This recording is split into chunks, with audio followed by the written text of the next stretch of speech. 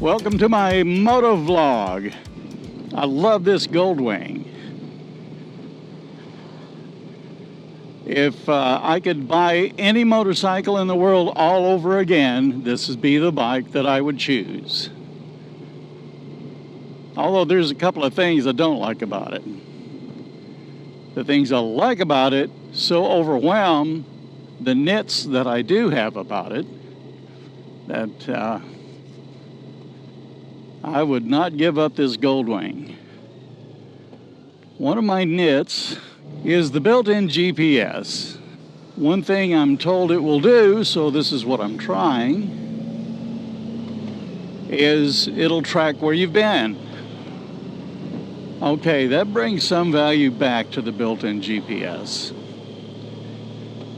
And so, as I started up the bike today, I explored the possibility of being tracked. And I brought up the GPS, went into the settings, and there you go. I find that you can turn on tracking. The design is gorgeous. The handling is gorgeous.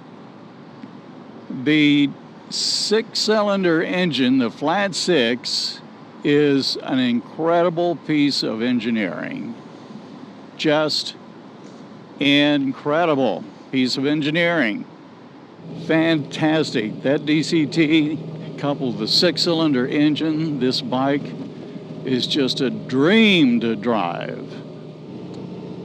All right, that DCT, I read the statistic, it can change gears in 1/10 of a second. 1/10 of a second. You know, the way a DCT works, in a manual shift motorcycle, the clutch is a wet clutch. That's why you can feather it without burning it up. In a DCT, you have 2 dry clutches. Dry clutches is what you normally have in a manual shift automobile. Well, the DCT has 2 of them, one assigned to the odd numbered gears and the other assigned to the even numbered gears. And while one is busy, the other is anticipating your next move to go higher or lower. It's monitoring your throttle and your speed and torque and da-da-da-da-da.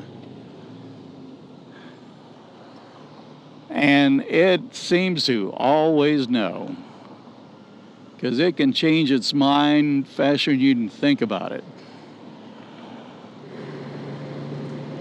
But I was reminded today about its tracking ability. We've pulled into the garage, we've shut down the bike, and now I'm going to see if I recorded a track. So I'm going to press Enter, Menu, go to Setup, and go to Track Log Setup, and let's go down and see if we've got a track. And we do. There it is. Let's view it on the map. And that's my route that you just saw in the video from TI to home in Plano, Texas, in Dallas. And let's go back now. We can also navigate to the start point of that track or delete the track. Now let's back up until we see this. Here's something you may not have seen, and that is import track and export track.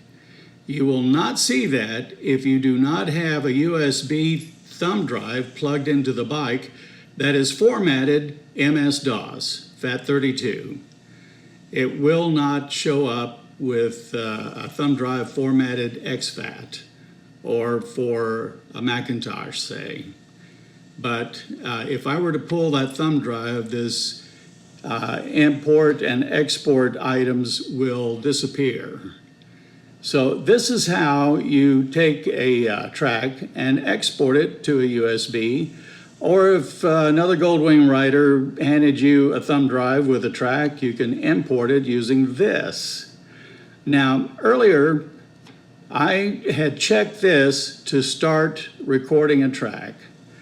The book says that if you uncheck it, it will stop recording. So say that you're still on the bike, it's still running, but you don't want to track anymore, you uncheck this. I simply have this to display my track as I ride on the map screen. So I want to export the track that I made this morning. So I'll go down to Setup and Track Log Setup. I have a FAT32 MS-DOS formatting on a USB drive that I have plugged in. So I'll export that. I could do either one since I only have one track recorded, and I'll do that. And it is done. So let's back up. If we were to say import a track now, we would see that track available. So that's it. That's how you record a track. That's how you export it or import it, share it with your friends. Ride safe.